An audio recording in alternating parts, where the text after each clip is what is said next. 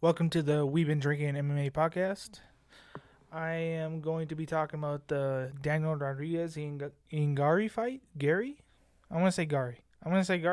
Ian Garry fight. My prediction is somebody's going to get knocked out in this one, and it's probably might be a first round. It could definitely be just because they both go forward. They both go forward so much, and they really go to really do damage for real all the time. Yeah, the boxing, they just want to go forward, throw a combination. Somebody's probably going to get knocked out in the first round in this fight.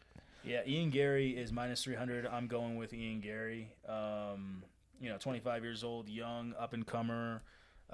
He's on a big win streak while he's undefeated.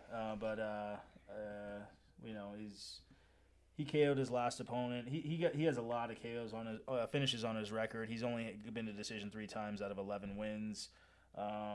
He just goes forward, has a great jab, lightning fast jab. Maybe not lightning fast, but it's a great jab. It's really, really great.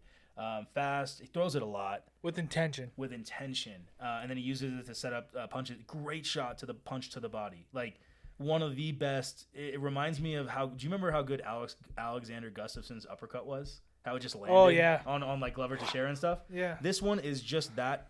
It's the most perfect. It's basically one of the most perfect body punches I've seen in the UFC. Just rips it perfect, and it's just he can do it on so quickly, like just so on command. It just happens. Yeah. It's so quick.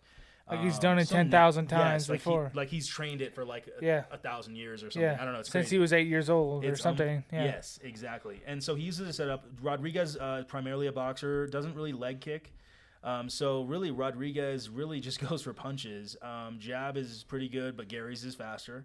Rodriguez does push forward. Garry does too. Like I said, the body punch is equal. Rodriguez has a phenomenal body punch as well, and that is my opinion is his key to victory is to slow Garry down because Garry is fast. Younger, switches up the patterns, goes forward, can counter punch. He can do basically everything he wants to do in there. What he wants to do with the stand up, he can go wherever he wants. Rodriguez just pushes forward, kind of like a bull. But Rodriguez still, is smart with the body punching. So it's going to be fun to see the two great body punchers in the division. Yeah, with Garry, he's not throwing to counter. He keeps going forward, so he is hittable. Just like in his last fight versus Song Kanang, he was knocked down. He got knocked down in the first round. Yes. Yep. And because of how aggressive he is, he is hittable. Yep. So in a boxing firefight like this, first round always dangerous for a guy who likes to really go forward and throw a lot of punches. Like Garry went for a 1-2. It kind of landed, but then he paused there for a second, thinking he might throw another one. And when you pause and you're way in the pocket, then that's when the other guy can counter you. That's a problem. And the other guy knocked him down with a clean counter. I think it was like a big overhand punch, and Garry just went down, and it was. I thought Garry. I remember watching the fight live, and I thought Garry, oh, this is over. Maybe his undefeated streak's over. But looking back on it, I rewatched it, and it looked dangerous. But Garry did a good job covering up his hand, and then when he had space, he was able to then get one leg up and then the other leg up, and he was pretty. He was up in a hurry, and he's smart. It just shows that he's got good IQ even when he's hurt. Yeah. Which is just not true. He doesn't panic. Dude, a lot of people who get to the top 7, but they never really crack the top 7 or top 5 because they're not smart when they get hit. Yeah. Or they're not smart when somebody else takes them down, whatever. When they get in a little danger against other elite top fighters, they don't do well. And, they get knocked down or something and they just get flustered. So Ian Garry definitely got a lot of fighting spirit. Back to the style matchup, body puncher versus body puncher. Gary's got the faster jab. Gary's got the faster 1-2. Gary's got the punches on the run. Gary's got phenomenal leg kicks, body kicks, and even kicks to the head. And he's 11 years younger. He's got it all over Rodriguez, but Rodriguez has the forward, and the grit. The grit, he goes forward and he rips to the body. So, when you do that, it just makes the fight look closer. But Gary's minus 300. He started out as like minus 250 like a few days ago. You got to get him early.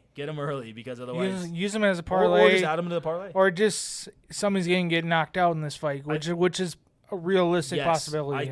I think I will get another. I will bet Gary straight up, but also a small bet on maybe just if it's a good price on just it not going the distance. Yeah. That's it. And then maybe another small bet on just Garry by KO because, like we said, Rodriguez likes to go forward, and Rodriguez, he pauses in his combinations sometimes because, a lot of people like backing up, and he thinks that it's okay for him to kind of maybe get too aggressive going forward, and then he throws, like a 1-2, then he'll think of a third, or sometimes he's thinking through in his combination. He's not just fast like Garry is. Gary's faster. So with his punch combos. So if that happens, thinking through his combination instead of reacting, dude, Gary's counters will land. If that happens. So a KO is a really good possibility. So yeah, going with the young gun Garry on this one. Somebody's getting knocked out. Thanks for listening, everybody. Like, subscribe, comment.